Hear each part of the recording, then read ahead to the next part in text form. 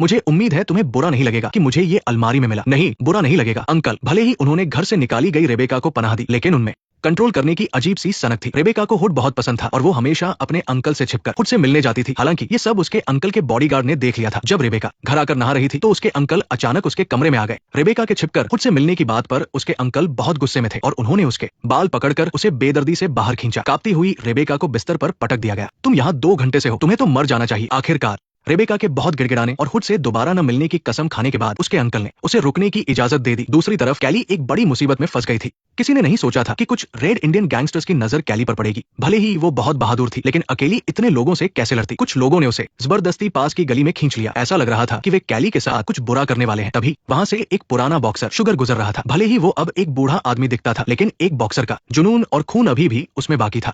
Sugar ने गुंडों से कैली को छोड़ने को कहा और फिर उन्हें अपने बार में शराब पीने का ऑफर दिया, लेकिन इन बेवकूफ गुंडों को प्यार से समझ नहीं आया और वो शुगर को गालियां देने लगे। तभी एक गुंडे ने धोखे से पीछे से हमला कर दिया और शुगर को बेहोश कर दिया। इसके बाद इन गुंडों के चेहरों पर एक घटिया मुस्कान आ गई। उन्हें लगा कि अब उनके रास्ते में कोई रुकावट नहीं है और वो मजे कर सकते हैं। कैली को जमीन पर बुरी तरह से दबा दिया गया था और वो खुद को छुड़ा नहीं पा रही थी। तभी बाकी गुंडे गली के कोने पर जाकर पहरा देने लगे और अपनी बारी का इंतजार करने लगे। उसी वक्त गली के पास ही हुड के अंडर काम करने वाली लेडी पुलिस ऑफिसर कैली ड्यूटी पर थी। उसने दूर से गली के कोने पर कुछ लोगों को अजीब तरह से खड़े देखा। एक पुलिस ऑफिसर होने के नाते उसे तुरंत समझ आ गया कि कुछ तो गड़बड़ है। बदमाश को कैली ने मार गिराया और थोड़ी दूर खड़े गैंग के लीडर ने कैली को देखा और उसका चेहरा याद कर लिया। अकेली रहने वाली कैली के लिए ये एक बहुत ही खतरनाक संकेत था और बिल्कुल ऐसा ही हुआ। जिस दिन शहर में शॉपिंग फेस्टिवल चल रहा था, ये बदमाश अपनी मोटर बाइक्स पर भीड़ में घुस आए। उन्होंने एक मासूम लड़की के बाल पकड़े और उसे घसीटने लगे। वो ये जानते हुए भी कि वहां पुलिस मौजूद है, खुलेआम ऐसा जुर्म कर रहे थे। वे जानबूझकर पुलिस को चुनौती दे रहे थे और उनका लीडर वही आदमी था जिसने कैली का चेहरा याद रखा था। इस दौरान हुड को भी बदमाशों ने नीचे गिरा दिया और वो बेबस होकर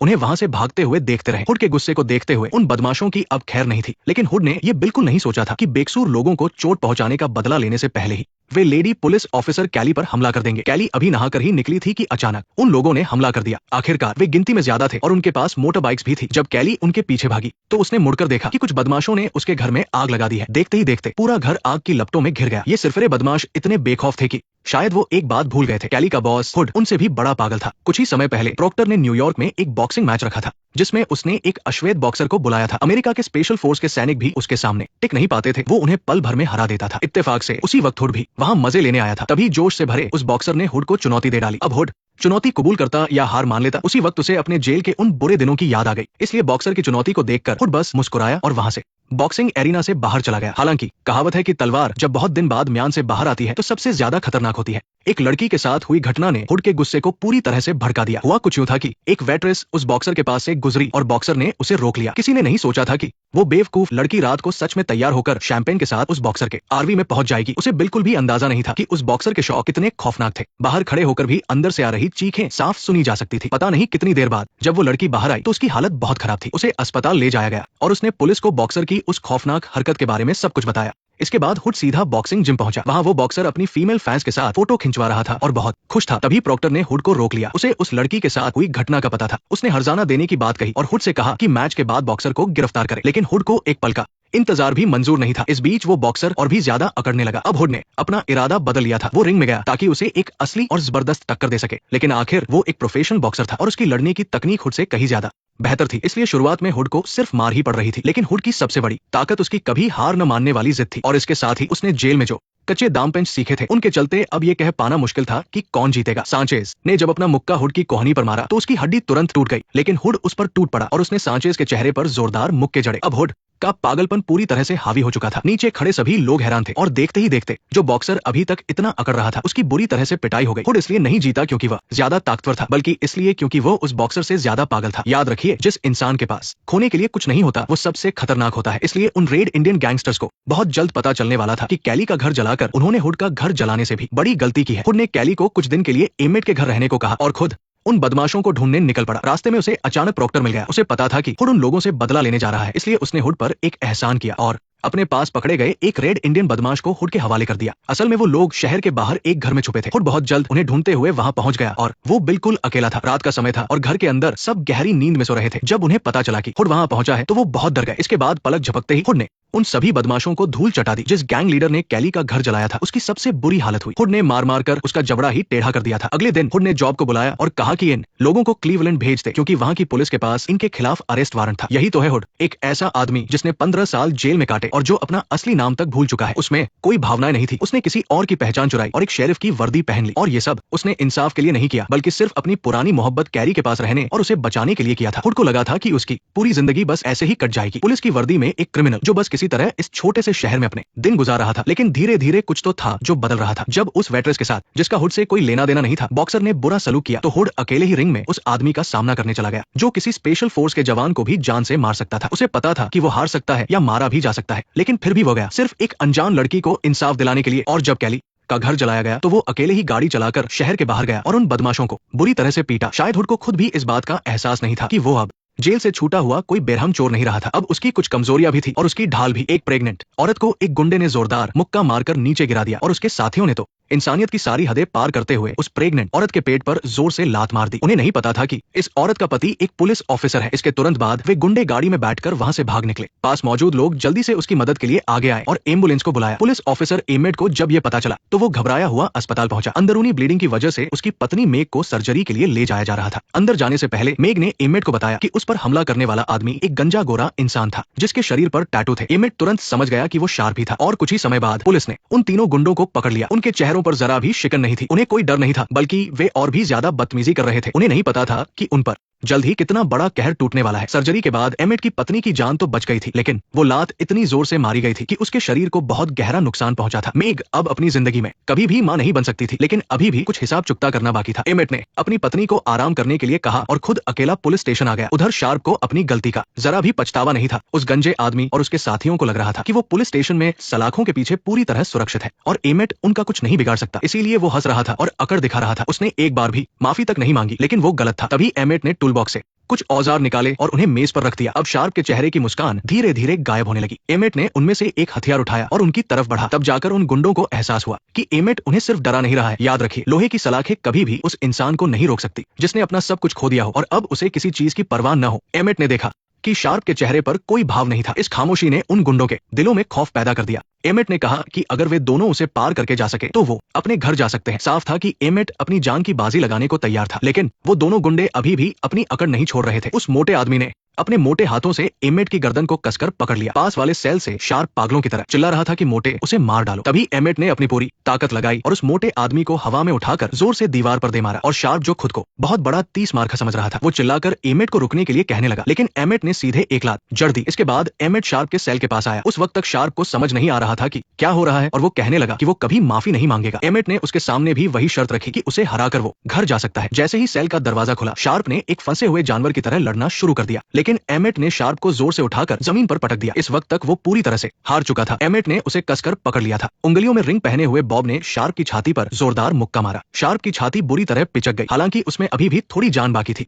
और वो अपनी जिद में बॉब को गालियां बकने लगा। तो फिर बॉब को गुस्सा तो आना ही था। आखिरकार शार्प का आधा चेहरा ही धंस गया। उसके बुरे कामों का यही अंजाम होना था। वहीं दूसरी तरफ बॉब एक पुलिस वाला होते हुए भी अपना बदला लेने के लिए गैरकानूनी तरीका अपनाता है। आप कह सकते हैं कि वो गलत है लेकिन उसे पूरी तरह से गलत ठहराना भी मुश्किल है। पर अंत में बॉब को भी अपने किए की कीमत अपनी जान देकर चुकानी पड़ी। उस रात वो अपनी पत्नी के साथ अस्पताल से घर लौट रहा था। तभी एक ट्रक अचानक उनके सामने आकर रुक गया। उसमें वही गुंडा था जिसने उस दिन उसकी पत्नी के पेट पर लात मारी थी। बॉब और उसकी पत्नी को कई गोलियां लगी और वे वही मारे गए। गुंडे को लगा कि वो बच निकलेगा लेकिन बॉब का बॉस हुड उसे कैसे छोड़ सकता था। उन्होंने जल्द ही गुंडे को ढूंढ निकाला। दिलचस्प बात यह थी कि हुड और उसकी टीम ने पुलिस की वर्दी नहीं पहनी थी। कुछ ही देर में हुड और कैरी समेत उन तीनों ने गुंडे को घेर लिया। गुंडे ने तुरंत अपने हाथ ऊपर कर दिए। उसे लगा कि अगर वो पुलिस की बात मान लेगा तो वे उसका कुछ नहीं बिगाड़ पाएंगे। वैसे भी अमेरिका में मौत की सजा तो है नहीं, कुछ साल बाद वो बाहर आ ही जाएगा। गुंडा शायद यही सोच रहा था लेकिन वो बिल्कुल गलत था। अब गुंडे की सारी हंसी गायब हो चुकी थी। बड़ा सुकून मिला ना। इस शहर का यही नियम है, जो जैसा करेगा उसे वैसी ही सजा मिलेगी। दूसरी तरफ कैरी नहाकर घर लौटी और शीशे के सामने अपने बाल सुखा रही थी। तभी उसे बाहर से कुछ आवाज आई। दरवाजा खोलने पर उसने देखा कि उसका एक्स बॉयफ्रेंड ब्रूस न जाने कब अंदर घुस आया था। कैरी ने जोर से पूछा कि वो यहाँ क्या कर रहा है। उस घटिया आदमी ने कहा कि वो कैरी के लिए खाना बनाने आया है लेकिन उसके इरादे कुछ और ही थे। ब्रूस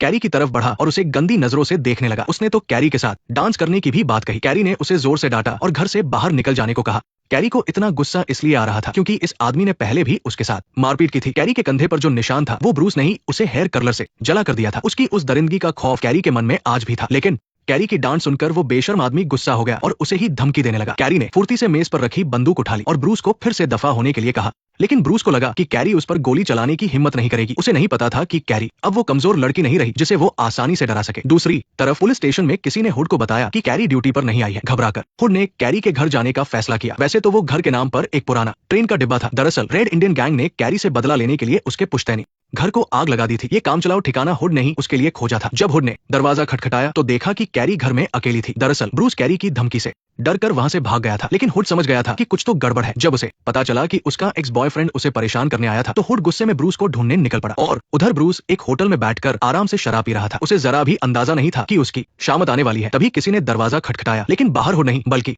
खुद कैरी खड़ी थी। गुस्से से पागल होकर ब्रूस ने भी हमला कर दिया। उसने कैरी की गर्दन दबोच ली। ब्रूस का एक जोरदार मुक्का खाने के बाद कैरी के हाथ में एक डंडा लग गया। कुछ ही देर में हुड भी वहां पहुंच गया। असल में कैरी ने हुड को गलत पता दिया था। वो उस कमीने को अपने हाथों से मजा चखाना चाहती थी। अगले दिन जेसन नाम का एक लड़का हुड से मिलने आया। उस वक्त हुड को नहीं पता था कि जेसन असली हुड का बेटा है, यानी अब हुड की असलियत सामने आने वाली थी। हुड ने जेसन को बताया कि उसके पिता की मौत कैसे हुई थी, लेकिन ऐसा लग रहा था जैसे जेसन को अपने पिता से कोई खास लगाव नहीं था, इसलिए उसे अपने पिता की मौत का कोई खास दुख नहीं हुआ। जेसन ने हुड की पोल नहीं खोली। इसके बाद हुड जेसन को उस पब में ले गया जहाँ उसके पिता को गुंडों ने मार डाला था। और जेसन के इस शहर में आने की असली वजह ये थी कि उसने एक गैंग के पैसे चुराए थे और अब वो उसके पीछे पड़े थे। उसने बड़ी चालाकी से समझ लिया था कि अगर हुड नकली पहचान के साथ सबको धोखा दे सकता है तो उसमें कुछ बात तो होगी, इसलिए उसने हुड से अपने लिए भी एक नकली पहचान बनाने को कहा। शायद उस पर तरस खाकर हुड ने उसकी बात मान ली। उसने न सिर्फ जॉब से कहकर उसके लिए दस्तावेज बनवाए बल्कि अपनी सारी जमा पूंजी भी जेसन को दे दी ताकि वो कनाडा जाकर अपनी जिंदगी शुरू कर सके। लेकिन हुड को नहीं पता था कि जेसन बस एक आवारा और बिगड़े लड़का है। कनाडा जाने से एक रात पहले जेसन ने पब में खूबसूरत रेबेका को देखा और तुरंत उस पर फिदा हो गया। कैंडी ने भी उसे समझाया कि रेबेका जैसी लड़की उसके बस की बात नहीं है, लेकिन जेसन कहाँ मानने वाला था। बाद में वे दोनों एक मोटल में गए। जेसन को इस बात का जरा भी अंदाजा नहीं था कि उसकी मौत करीब है। वहाँ रेबेका का मामा आ धमका। जेसन को सीधे अंदर घसीट लिया गया और एक लोहे के तार से उसका गला घोंट दिया गया। रेबेका को सबक सिखाने के लिए उसके मामा ने जेसन की जान ही ले ली। इधर टाइसन को एक नए कैदी ने मार गिराया था। क्या आप विश्वास कर सकते हैं? शुरू में क्योंकि हर तरफ टाइसन के गुंडे थे, इसलिए ल्यूकस को घुटने टेकने पड़े। तभी टाइसन ने एक तेज धार वाला चाकू निकाला। अगर ल्यूकस ने थोड़ी सी भी चालाकी दिखाई होती तो उसका गला कट सकता था। उस वक्त ल्यूकस सिर्फ अपनी जान बचाना चाहता था। उसे मजबूरन टाइसन की घटिया शर्तें माननी पड़ी, लेकिन ल्यूकस से ये सब बर्दाश्त नहीं हुआ और उसने बड़ी चालाकी से अपने रेजर ब्लेड से टाइसन का काम तमाम कर दिया। जमीन पर कुछ गिरता हुआ दिखा। इतने बुरे काम करने वाला टाइसन दर्द से तड़पने लगा। अपनी पैंट खींचकर वो ल्यूकस को मारने दौड़ा, लेकिन उन दोनों की ताकत में बहुत फर्क था। ऐसा लग रहा था कि ल्यूकस अब मारा जाएगा। उसने तुरंत अपने दोनों हाथों से टाइसन की आंखें नोच ली। आंखें फूटने से टाइसन की सारी ताकत खत्म हो गई। ल्यूकस ने मौका देखकर उसकी गर्दन दबोच ली और तब तक नहीं छोड़ी जब तक टाइसन बेहोश नहीं हो गया। लेकिन ल्यूकस इतने से रुकने वाला नहीं था। उसने एक भारी डंबल खींचा और टाइसन का सिर उस पर रख दिया। टाइसन का खेल हमेशा के लिए खत्म हो गया और ल्यूकस जेल का नया बॉस बन गया। 15 साल बाद ल्यूकस जेल से रिहा हुआ। एक जमाने का मशहूर चोर जेल से बाहर आने के बाद सबसे पहले अपने पुराने साथी के पास गया। जॉब ने ल्यूकस को इतने गुस्से में देखा तो समझ गया कि कोई बड़ी मुसीबत आने वाली है। तुम आ गए? हाँ, मैं आ गया। देखो, मुझे पता है तुम यहाँ क्यों आए हो, लेकिन मैं तुम्हारी कोई मदद नहीं कर सकता, तो तुम अपनी ये बकवास बंद करो। दरअसल ल्यूकस ने जेल जाने से पहले अपनी गर्लफ्रेंड के साथ मिलकर एक खतरनाक माफिया के लाखों डॉलर के हीरे चुराए थे। बाद में वो पकड़ा गया और उसकी गर्लफ्रेंड हीरे लेकर फरार हो गई। अब वो जेल से छूट गया था और अपना हिस्सा वापस लेने आया था। जॉब जानता था कि ल्यूकस बिना अपना काम किए हार नहीं मानेगा। जॉब ने कंप्यूटर पर ल्यूकस की गर्लफ्रेंड का पता टाइप किया, लेकिन वहाँ गर्लफ्रेंड तो नहीं मिली, बल्कि उस गैंग के लोग उसके पीछे पड़ गए। साफ था कि वो माफिया आज तक उन करोड़ों के हीरों को नहीं भूला था। बीच सड़क पर दोनों के बीच जबरदस्त पीछा शुरू हो गया। ल्यूकस की जरा सी चूक हुई और गुंडों ने उसकी गाड़ी को टक्कर मार दी। उसकी जान खतरे में थी, इसलिए ल्यूकस सीधा खिड़की से बाहर कूद गया और आखिरकार ल्यूकस वहाँ से बच निकलने में कामयाब रहा। लेकिन उसे सबसे बड़ा झटका तब लगा जब उसे पता चला कि जिस गर्लफ्रेंड की खातिर उसने इतनी बड़ी कुर्बानी दी थी, अब उसका अपना परिवार है और उसके 2 बच्चे भी हैं। जब उस औरत ने ऊपर देखा तो उसे ल्यूकस खिड़की के बाहर खड़ा नजर आया। वो बुरी तरह घबरा गई, लेकिन जब उसने दोबारा खिड़की से बाहर देखा तो ल्यूकस वहाँ से जा चुका था। अंदर से पूरी तरह टूट चुका ल्यूकस अपना गम भुलाने के लिए एक पब में गया। तभी पब में 2 गुंडे घुस आए और मालिक से पैसों की उगाही करने लगे। उन्हें नहीं पता था कि उनके पास ही इस शहर का नया पुलिस चीफ हुड बैठा हुआ था। हुड ने उन्हें वहां से तुरंत चले जाने को कहा। गुंडे वहां से गए नहीं, बल्कि उन्होंने हुड पर बंदूक तान दी। तभी ल्यूकस बीच में आया और पब मालिक को पैसे देकर मामला सुलझाने की सलाह दी। सब कुछ शांत हो गया था, लेकिन उस गुस्सैल पुलिस वाले ने अचानक उन पर गोली चला दी और बदले में उसके हाथ पर गोली लग गई और एक गोली उसकी छाती के पार हो गई। तभी ल्यूकस को भी हथियार उठाना पड़ा। शहर में नया आया पुलिस चीफ हुड अपना काम शुरू करने से पहले ही अपनी गंभीर चोटों की वजह से हमेशा के लिए सो गया। उस गैंग से बचने के लिए ल्यूकस और पब मालिक ने तीनों लाशों को जंगल में दफनाने का फैसला किया। तभी चीफ हुड के फोन की घंटी बजी। ल्यूकस ने थोड़ा संकोच किया, लेकिन फिर फोन उठा लिया। किसी ने सोचा भी नहीं था कि ल्यूकस इस मौके का फायदा उठाकर खुद हुड बन जाएगा, क्योंकि पब में हुड ने खुद बताया था कि दुनिया में उसका अपना कोई नहीं है, इसलिए ल्यूकस को पकड़े जाने का कोई डर नहीं था। फिर उसने अपने पुराने साथी जॉब को फोन किया। जॉब एक बहुत बड़ा हैकर था। ल्यूकस ने जॉब से कहा कि वो सारे सरकारी सिस्टम में उसका नाम हुड कर दे, क्योंकि तुम देश के सबसे मशहूर अपराधी हो और अब तुम एक पुलिस वाला बनना चाहते हो। क्या तुम ये कर सकते हो? मुझे सारे कानूनी डेटाबेस हैक करने होंगे, उंगलियों के निशान और तस्वीरें बदलनी होंगी, इंटरनेट पर उससे जुड़ी हर खबर और तस्वीर ढूंढनी होगी। तो क्या तुम ये नहीं कर सकते? लानत है मुझ पर। बेशक मैं ये कर सकता हूँ। जॉब ने कहा कि वो सारे दस्तावेज बना सकता है, लेकिन पुलिस का बैज नहीं। हालांकि असली हुड का पुलिस बैज तो उनके पास पहले से ही था। पब का मालिक हुड को काफी पसंद करने लगा था। उसने अपना घर भी हुड को मुफ्त में रहने के लिए दे दिया। दूसरी तरफ एना उस दिन के बाद से जब से उसने हुड को देखा था, वो बहुत परेशान रहने लगी थी। जब वो अपने घर के आंगन में आई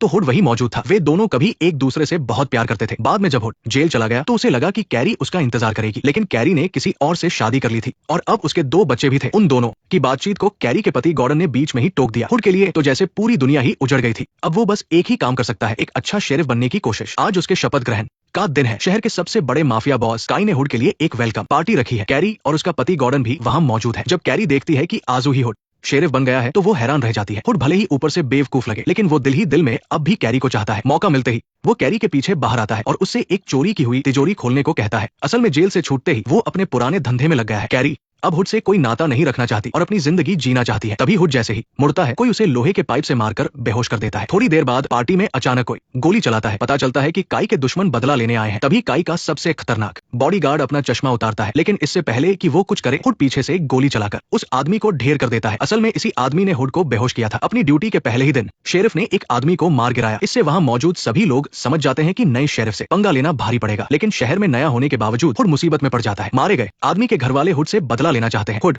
को थप्पड़ पड़ने के बाद भी बात यही खत्म नहीं होती। तभी 2 आदमी हुड पर बंदूक तान देते हैं और कहते हैं कि वो अपने मरे हुए भाई का बदला लेंगे। मजे की बात यह है कि तभी वो औरत उल्टा हुड की तरफदारी करने लगती है। लेकिन हुड भी कोई आम आदमी नहीं है। वो 15 साल जेल में रहा है और बहुत खतरनाक खिलाड़ी है। वो इन 2 गुंडों से थोड़ी न डरेगा। वो आगे बढ़ता है और अपना माथा सीधे बंदूक की नली पर टिका देता है। वो मूडी को घूर कर देखता है। ये देखकर वे दोनों सच में डर जाते हैं। तभी शुगर अपनी बंदूक लेकर आता है और उन भाइयों को वहां से जाने को कहता है। हालात देखकर उन्हें पीछे हटना पड़ता है। वो बिना कुछ कहे चुपचाप वहां से खिसक जाते हैं। तभी हुड की नजर एक औरत पर पड़ती है। वो और कोई नहीं बल्कि माफिया बॉस काई की भतीजी रेबेका है। उसने अभी अभी हुड का वो खतरनाक अंदाज देखा था। इतने निडर आदमी को भला कौन सी औरत पसंद नहीं करेगी। इस बीच कैरी माफिया बॉस रैबिट से मिलने जाती है। सालों पहले हुड और कैरी ने ही उसके करोड़ों के हीरे चुराए थे, जिसकी वजह से रैबिट 15 साल से उनके पीछे पड़ा है और कैरी को भी मजबूरन इतने सालों तक अपनी पहचान छिपानी पड़ी। कैरी हीरो से भरा एक बैग रैबिट की तरफ फेंकती है। तुम सौदा क्यों कर रही हो? मुझे जाने दो। तुमने मुझे बस आधा हिस्सा दिया है, मुझे वो चाहिए। कैरी ने सपने में भी नहीं सोचा था कि रैबिट को सिर्फ हीरे नहीं बल्कि हुड की जान भी चाहिए। कैरी अपनी सुकून भरी जिंदगी बचाने के लिए हुड को सौंपने का वादा कर देती है। असल में ये रैबिट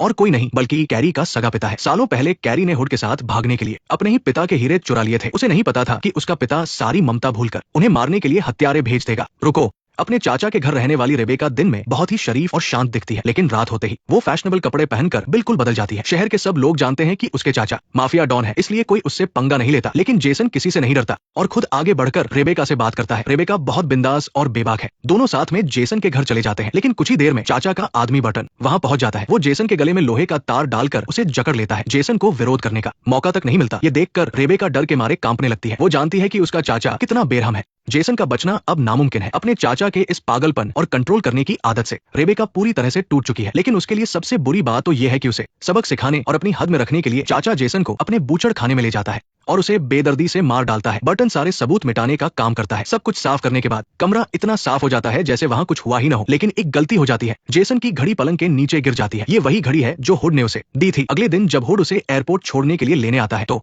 काफी खटखटाने के बाद भी कोई दरवाजा नहीं खोलता। जब हुड सोच में पड़ जाता है तभी शुगर आकर उसे बताता है कि कल रात बार में जेसन उसे मिला था। जब हुड को पता चलता है कि जेसन रेबेका के साथ बार से निकला था तो वो समझ जाता है कि जेसन जरूर प्रॉक्टर के चंगुल में फंस गया है। दूसरी तरफ रेबेका स्विमिंग कर रही है, लेकिन जैसे ही वो किनारे पर आती है वो देखती है कि हुड उसे घूर रहा है। रेबेका समझ जाती है कि हुड जरूर जेसन को ढूंढते हुए आया है। उस समय प्रॉक्टर भी वही होता है। हुड रेबेका से पूछता है कि कल रात जो लड़का तुम्हारे साथ था वो कहाँ गया। रेबेका हुड की बात को अनसुना कर देती है। बैंशी सीरीज में रेबेका ने शायद सिर्फ हुड को ही सच्चे दिल से पसंद किया था, लेकिन अपने चाचा के दबाव में आकर रेबेका हुड को सच नहीं बता सकती और सच बता भी देती तो कोई फायदा नहीं था। जेसन बूचड़ खाने से पूरी तरह गायब हो चुका था। हुड को कोई सबूत नहीं मिल सकता था। तभी प्रॉक्टर रेबेका को एक इशारा करता है। ये तुम्हारी पसंद है, मैंने उसे चुना है। हुड जानता है कि रेबेका झूठ बोल रही है, लेकिन उसके पास सच में कोई सबूत नहीं है। बस वह जितना सोचता है उसका गुस्सा उतना ही बढ़ता है। वो बंदूक निकालकर प्रॉक्टर को मारने जाने वाला होता है, लेकिन ये सोचकर कि उसके पास कोई भी सबूत नहीं है, हुड को रुकना पड़ता है। हुड प्रॉक्टर का सीधे कुछ नहीं बिगाड़ सकता, पर उसे परेशान करने के उसके पास और भी तरीके हैं। वो अपनी पुलिस टीम के साथ उसके क्लब पर छापा मारता है। भले ही उसका बिजनेस लीगल हो, लेकिन पुलिस की चेकिंग के नाम पर हुड प्रॉक्टर को खूब तंग कर सकता है। आखिर में वो क्लब में काम करने वाली सभी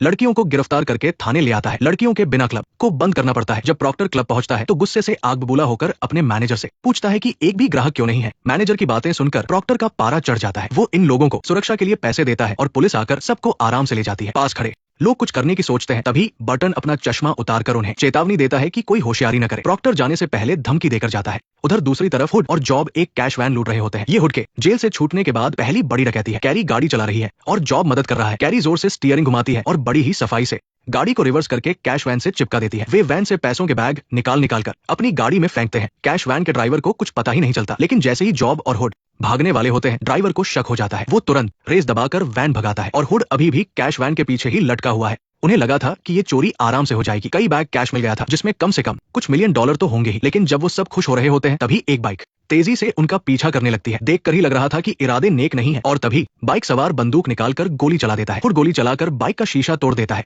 जॉब और हुड दोनों की ताबड़तोड़ गोलियों से बाइक लगभग पलटने ही वाली होती है। तभी बाइक वाला उनकी पिकअप ट्रक के टायर पर गोली मार देता है। ट्रक बेकाबू होकर जंगल में घुस जाता है और एक पुरानी कबाड़ गाड़ी से जोर से टकराकर रुक जाता है। ऐसे नाजुक मौके पर शुगर अपनी गाड़ी तेजी से लेकर आता है और सीधा बाइक वाले को टक्कर मारता है। हमलावर घबराकर बचने की कोशिश करता है। इससे पहले कि वो संभले, शुगर फिर से फायरिंग शुरू कर देता है। इस बीच मौका पाकर हुड और उसके दोनों साथी पास खड़ी एक वैन में बैठ जाते हैं। लेकिन अफसोस, इस अफराद फरी में हुड सिर्फ एक ही बैग कैश उठा पाता है। वैन को भागते हुए देखकर बाइक सवार अपना हेलमेट उतारता है। वो कोई और नहीं बल्कि इंडियन माफिया बॉस एलेक्स की बहन नोला है। अब एक मजेदार सीन देखिए। हुड अभी अभी शूट आउट से अपनी जान बचाकर भागा है और कुछ ही देर में पुलिस बनकर वापस उसी जगह आ जाता है। और मजे की बात यह है कि एलेक्स खुद उसे बताता है कि जो पैसे चोरी हुए हैं वो कैसिनो से कमाए हुए बिना नंबर वाले नोट थे, इसलिए उन्हें ट्रैक करना नामुमकिन है। ये सुनकर हुड बहुत खुश होता है, लेकिन असली धमाका तो अभी बाकी है। रात को जब हुड बार में बैठा मजे कर रहा होता है, तब नोला खुद आकर उसके पास बैठ जाती है। उस वक्त दोनों को इस बात की बिल्कुल भनक नहीं थी कि दिन में वे एक दूसरे पर गोलियां चला रहे थे। ये तो बहुत सुविधाजनक है।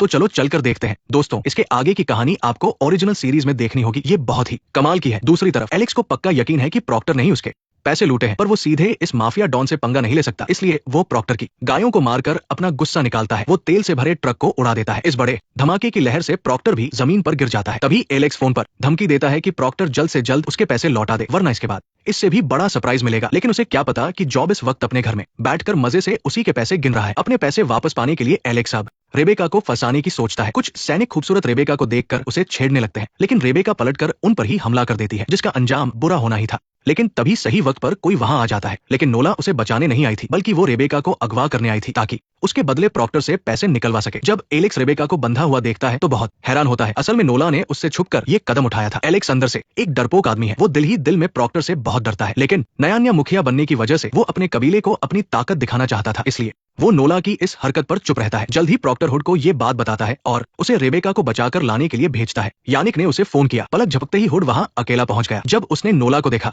तो वो हैरान रह गया। नोला ने हुड को अच्छे से नहीं देखा और हुड बात को ज्यादा बढ़ाना नहीं चाहता था। वो सिर्फ रेबेका को ले जाना चाहता था। यानिक भी जानता था कि हुड से पंगा लेना ठीक नहीं है, खासकर तब जब सामने वाला शेरिफ हो। अगर उससे दुश्मनी मोल ली तो वो आए दिन कसिनो में चेकिंग करने आ जाएगा, जो वो नहीं झेल सकता। इसलिए उसने एहसान करते हुए रेबेका को जाने दिया। उधर रेबेका ने हत्या करने की ठान ली थी उस गैंग बॉस की, भले ही इसके लिए उसे अपनी जान खतरे में डालनी पड़े। एलेक्स की नजर हटते ही उसने चुपके से अपने बैग से पिस्तौल निकाल ली, लेकिन एलेक्स भी गैंग का लीडर था। गुस्से में आग बबूला होकर उसने रेबेका को जोर से जमीन पर पटक दिया। एलेक्स खुद को थॉर का बेटा मानता था कि उसे कोई नहीं मार सकता। तभी रेबेका के हाथ एलेक्स का चाकू लग गया। एक ही पल में रेबेका ने वो चाकू एलेक्स की गर्दन में घूम दिया, लेकिन हैरानी की बात तो ये थी कि उसने झटके से उस चाकू को बाहर निकाल लिया। ये देखकर रेबेका बुरी तरह डर कर कांप उठी। वो गिरते पड़ते भागी और पिस्तौल उठाकर उसे एलेक्स के सिर पर तान दिया और बिना कुछ सोचे ट्रिगर दबा दिया। इसी के साथ ये गैंग बॉस, जो अभी अभी लीडर बना था, हमेशा के लिए खत्म हो गया। एलेक्स के गवाह न रहने की वजह से प्रॉक्टर को जल्द ही निर्दोष साबित कर दिया गया। जब उसे पता चला कि रेबेका ने अकेले ही अपने दम पर एलेक्स को मार गिराया है, तो अपनी भतीजी को देखने का उसका नजरिया पूरी तरह बदल गया। उसने फैसला कर लिया कि वो उसे अपना उत्तराधिकारी बनाएगा। लेकिन एक बहुत बड़ा खतरा चुपके से करीब आ रहा था। उस दिन बर्टन को गाड़ी की डिक्की में एक कटा हुआ कान मिला। वो अभी सोच ही रहा था कि ये कान किसका है, तभी अचानक वहां एलेक्स की बहन नोला आ गई। ऐसा लग रहा था कि वो अपने भाई की मौत का बदला लेने आई है। नोला की फाइटिंग स्किल्स बर्टन से कम नहीं थी। दोनों के बीच एक जबरदस्त टक्कर हुई। कौन जीतेगा ये कहना बहुत मुश्किल था। तभी बर्टन ने तेजी से डिक्की से 2 छोटे चाकू निकाले। दोनों जानलेवा वार कर रहे थे। नोला के हमलों से बर्टन पीछे हटने लगा। जैसे ही नोला ने बर्टन का खेल हमेशा के लिए खत्म करने की कोशिश की, तभी बर्टन ने फुर्ती दिखाते हुए उसे पकड़ लिया। मौका मिलते ही उसने नोला की कलाई तोड़ दी और बर्टन ने चुपके से रोल्स रॉयस गाड़ी का लोगो निकाल लिया। आखिरकार नोला बर्टन से हार गई। उसने अपने भाई का बदला लेने के लिए अपनी जान दांव पर लगा दी थी, लेकिन बदला पूरा नहीं हो पाया और उसने अपनी जान भी गंवा दी। उसका अंजाम बहुत बुरा हुआ। लेकिन बात यहाँ खत्म नहीं हुई। एलियन कबीले के एलेक्स और नोला की एक के बाद एक मौत की खबर जल्द ही कबीले के चेटन तक पहुंच गई। अगर चेटन की बात करें तो वो अपने आप में एक बहुत बड़ा खौफ है। वो बहुत ही हिंसक और बेरहम इंसान है। उसके मन में कानून या किसी की जान के लिए कोई सम्मान नहीं है। चेटन के आते ही बैंशी शहर में एक खूनी खेल होना तय था। जल्द ही चेटन ने अपने आदमियों के साथ पुलिस स्टेशन को घेर लिया, क्योंकि उस समय प्रोक्टर पुलिस स्टेशन में बंद था। पुलिस स्टेशन के अंदर मौजूद लोग कुछ समझ पाते इससे पहले ही चेटन ने फायरिंग का ऑर्डर दे दिया। पुलिस स्टेशन गोलियों से छलनी हो गया। अंदर मौजूद लोग डर के मारे अपना सिर भी नहीं उठा पा रहे थे। चेटन ने हुड से प्रोक्टर को सौंपने को कहा, वरना वो किसी को जिंदा नहीं छोड़ेगा। हुड जानता था कि अगर ये गुंडे अंदर घुस आए तो पुलिस स्टेशन में कोई भी जिंदा नहीं बचेगा। इसलिए वो गोलियों की बौछार के बीच जान जोखिम में डालकर इमरजेंसी स्विच तक पहुंचा और उसने सुरक्षा दरवाजा गिरा दिया। इससे चेटन के आदमियों का हमला कुछ देर के लिए रुक गया। तभी हुड ने बैकअप बुलाने के लिए रेडियो का इस्तेमाल करने को कहा। बाहर से मदद मिलने पर ही उन्हें यहाँ से जिंदा बाहर निकलने का मौका मिलता, लेकिन सारे रेडियो सिस्टम खराब हो चुके थे। पुलिस स्टेशन का बाहर की दुनिया से पूरा संपर्क टूट चुका था। अब उन्हें सिर्फ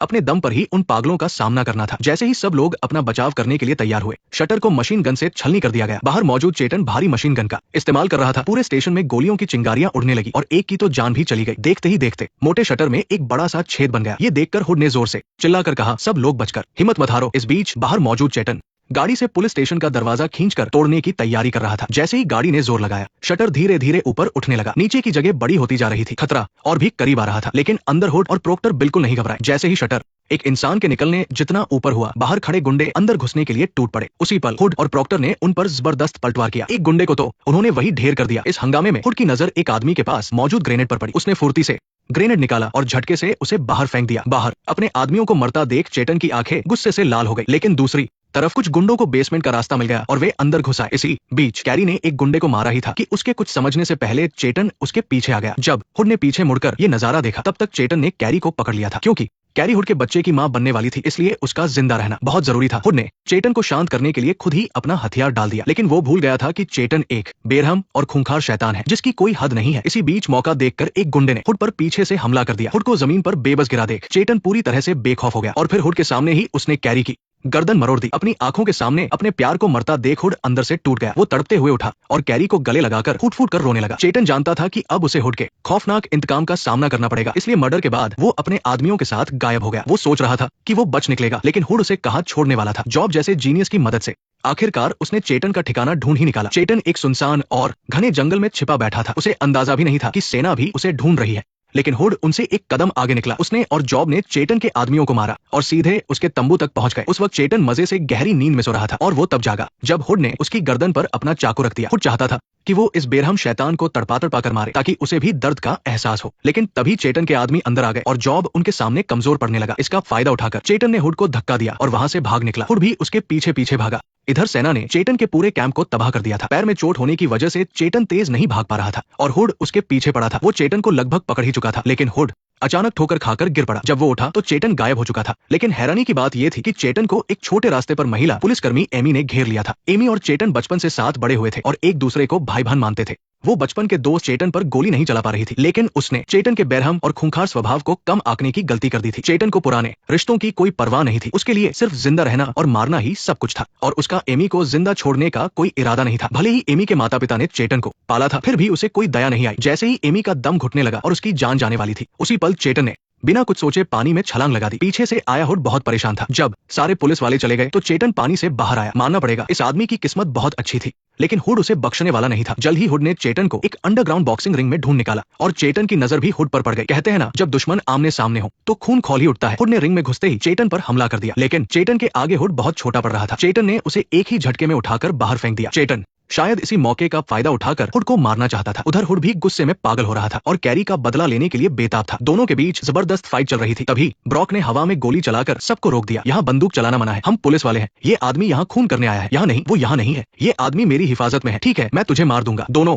दरअसल ये जगह लोकल गुंडों की थी। वो लोग बाहर के पुलिस वालों को कुछ नहीं समझते थे, लेकिन यहाँ का बॉस नहीं चाहता था कि कोई पुलिस वाला उसके इलाके में मरे और पुलिस उसके पीछे पड़ जाए, इसलिए उसने चेटन से हुड को छोड़ने के लिए कहा। मजबूरी में हुड को भी पीछे हटना पड़ा, लेकिन वो वहां से गए नहीं, बल्कि सही मौके का इंतजार करने लगे। लेकिन किसी ने नहीं सोचा था कि हुड के जाने से पहले ही चेतन खुद उसे मारने आ जाएगा। वो हुड की जान लेना चाहता था, लेकिन हुड बच निकला और फिर दोनों के बीच चाकुओं से खूनी लड़ाई शुरू हो गई। ये करो या मरो वाली स्थिति थी। हुड ने अपनी बंदूक उठाई और उसके पीछे भागा, लेकिन जब हुड नीचे पहुंचा तो चेतन वहां से गायब था। जमीन पर गिरे खून के निशानों ने हुड को बताया कि चेतन किस तरफ भागा है। चेतन भागते हुए एक कब्रिस्तान में पहुंच गया। हुड भी उसका पीछा करते हुए वहां आ गया। हालांकि हुड की गोली चेतन को नहीं लगी थी, लेकिन खून बहने की वजह से उसकी रफ्तार धीमी हो गई थी और हुड उसके करीब आता जा रहा था। तभी चेतन भागकर एक बंदरगाह पर पहुंच गया। अब उसके पास भागने का कोई रास्ता नहीं था। हुड उसके बिल्कुल पीछे खड़ा था और आखिरकार इस खतरनाक और बेरहम इंसान का खेल हमेशा के लिए खत्म हो गया। नमस्ते दोस्तों, मैं हूं आपका होस्ट। चेतन और हुड में से एक खूंखार और बेरहम जानवर था, तो दूसरा प्यार और नफरत का मारा एक इंतकाम लेने वाला इंसान। चेतन को मौत से डर नहीं लगता था क्योंकि वह जिंदगी की कीमत नहीं जानता था। हुड को मौत से डर नहीं लगता था क्योंकि उसके पास खोने के लिए कुछ नहीं बचा था। चेतन हुड की गोलियों या मुक्कों से नहीं हारा, वो हुड के उस पागलपन से हारा